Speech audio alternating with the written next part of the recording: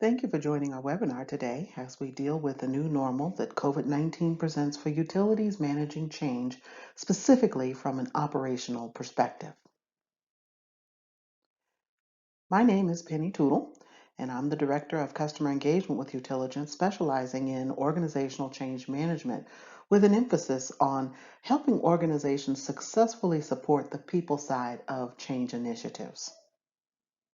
Today, I'd like us to take a look at different and important aspects of utility operations overall, examining the common themes across commodities and the internal interdependencies, as well as the public implications thereof. I want us to explore operational opportunities using 5 R's to spike meaningful change. And just before wrapping up the webinar, we'll have a brief virtual brainstorming session that we hope sparks discussion and facilitates more of the same across your teams, ultimately inspiring a future that is re-envisioned given some of the challenges you've already overcome. Our concluding thoughts will end the webinar with resources to follow for your convenience and continued success. Utility organizations have been forced to react to extraordinary conditions with little time for traditional project ramp up in order to meet the immediate community needs. As remote workers and contingent scheduling is introduced, these organizations continue to adapt to legislative imperatives for paid leave, revenue impacting moratoriums, and public expectations for continuous availability. Now is the time to investigate creative solutions that move this workforce to more competitive and innovative cultures long term. Utility companies are critical to the stability of the Commonwealth of this country. The comfort and convenience that we enjoy is the result of a network of cooperative systems. In fact, it's a national cooperative operation, if you will, where each sector contributes to the strength and capabilities of the next. Just as you and I trust each other to stop at a red light so that one can sail safely through the green without hesitation, public utility employees and utility service providers are an underpinning and unsung hero throughout these systems as their critical workers provide essential services during our present crisis. Consider this. We implicitly trust that in an emergency, we can go to a hospital that is well lit with fresh running water, and we're confident that the tools and equipment have been cleaned using steaming hot sanitation protocols. As citizens and industries, we have responded to the COVID-19 pandemic by sheltering in place, and utility providers remain on duty, rapidly adapting to maintain critical services by adopting innovation and work structures that may not typically be associated with the sector.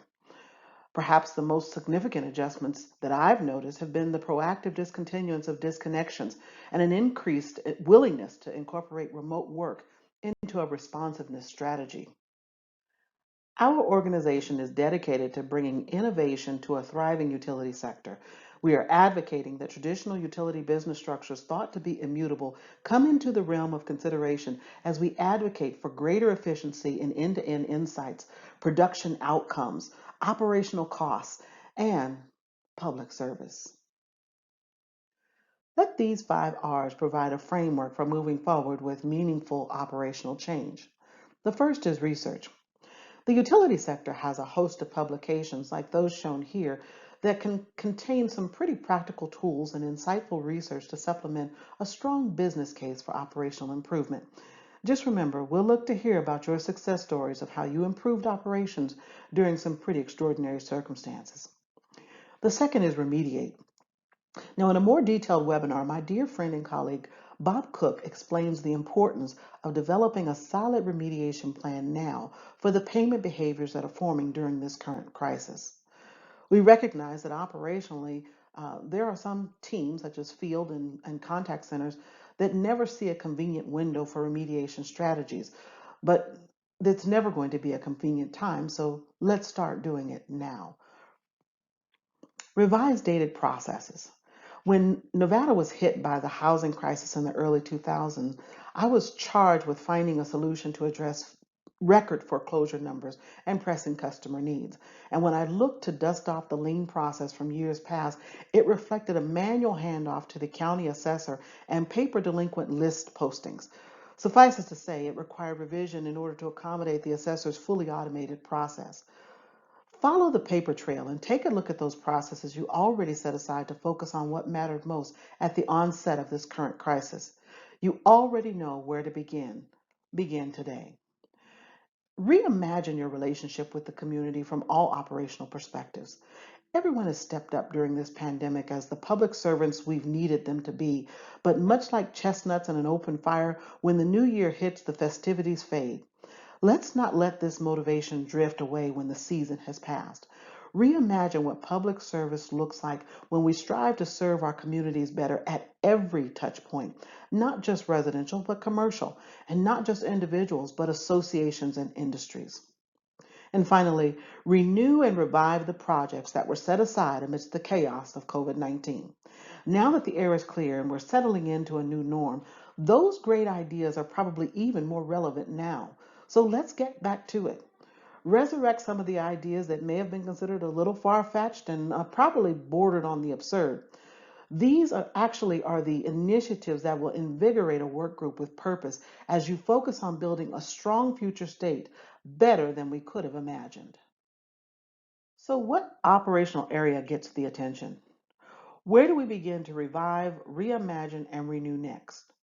For that, change practitioners often facilitate a little idea sharing. So, for our purposes, I want to entertain a little virtual brainstorming. The fact is, your proximity to the operation will present the most viable avenues of pursuit within your organization. I just hope I spark some ideas on where to begin. Now, I'm going to ask that you do a mental flyover of your organization. What stands out as an operational incongruency, a task or job function that seems to fit over here better than it does over there? Sometimes, especially in challenging times, our temporary fixes in sharing resources or moving tasks lead to operational efficiencies we hadn't previously considered. In my former role with the utility, I initiated a campaign to facilitate a significant organizational change. On the heels of a successful CIS implementation, the project team recognized and resolved a number of interdepartmental efficiencies and ultimately led to a department merger to create a customer facing department focused on enhancing the customer experience. Field, meter, cash, lobby, credit, dispatch, and contact center functions were combined, and through a series of presentations and interactive workshops, I was able to illustrate for each team within the newly merged department how critical each role was to the meter to cash continuum. Practical improvements like eliminating paper reporting was thought to be intolerable until the merged department aligned under the organizational intent to preserve customer privacy across all desk functions. Now, this was a pretty dramatic operational improvement, and leading up to it, we capitalized on several opportunities to optimize operations, including reallocating resources to better align with technological improvements. And we successfully classified key roles to reflect the scope of work being managed in the broader work groups. I'm asking you now, are there job functions in your org chart that seem to have been assigned because it was a good fit when they were created, but technology has so modified the function that it is reminiscent of another job group?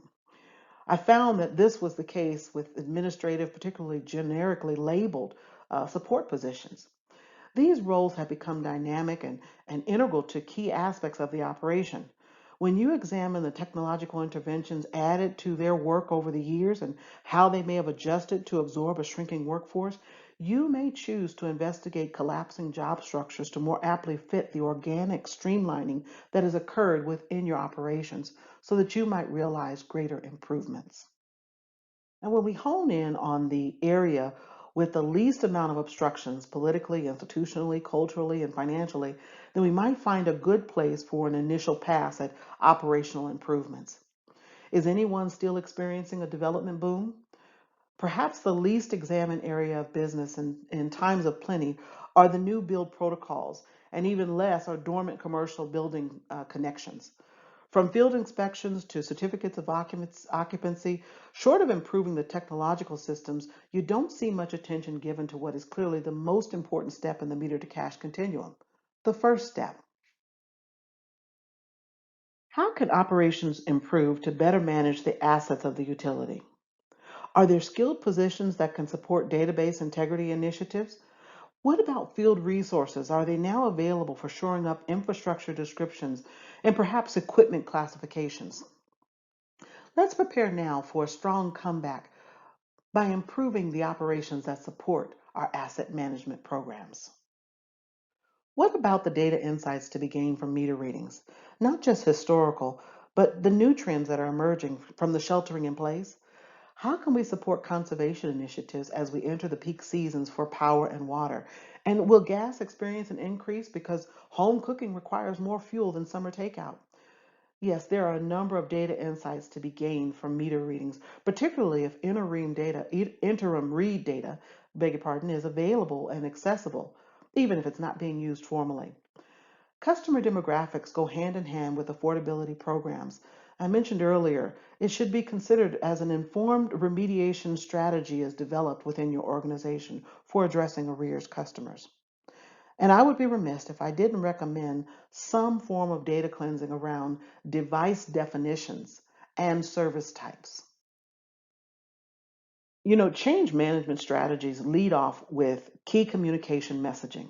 In my previous role, communicating the expectations of the payment card industry expanded the purview of different work groups to understand their stake in protecting the cardholder data enterprise. That experience sticks with me today, and I share it as much as I can. The reason is because it's going to be increasingly important as you expand self-service options that involve payment solutions. How can we use this time to improve the operations that support customer preferences and expanded contact and content channels?